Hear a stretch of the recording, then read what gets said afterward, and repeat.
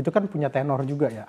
Dan biasanya kalau global central bank gitu ya, taruhnya tenornya yang lebih panjang gitu. Beda dengan misalnya perbankan biasa gitu ya, mungkin lebih ke short to medium karena mereka punya liquidity yang harus di-maintain gitu. Tapi kalau misalnya kayak lembaga pemerintah atau lembaga central bank gitu ya, biasanya taruhnya di yang medium to longer tenor untuk US Treasury notes. Nah, itu yang menurut saya ini akan menjadi penghambat untuk dedolarisasi ini sendiri gitu ya.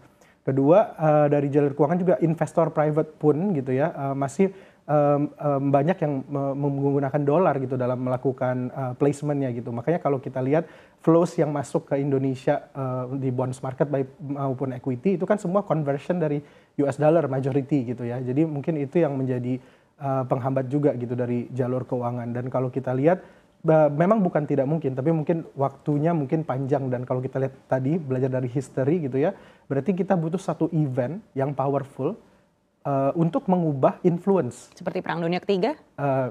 Probably gitu ya, tapi tentunya kita tidak harapkan gitu ya.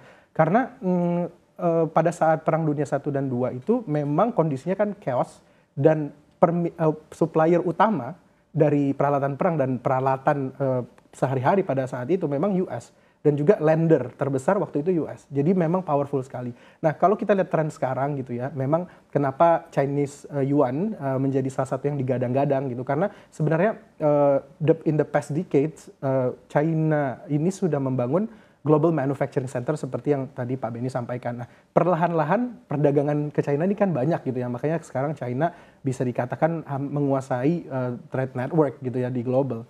Nah, kalau misalnya China enforce untuk transaksi perdagangan dengan negaranya menggunakan Chinese yuan, mau nggak mau demand Chinese yuannya kan akan naik gitu.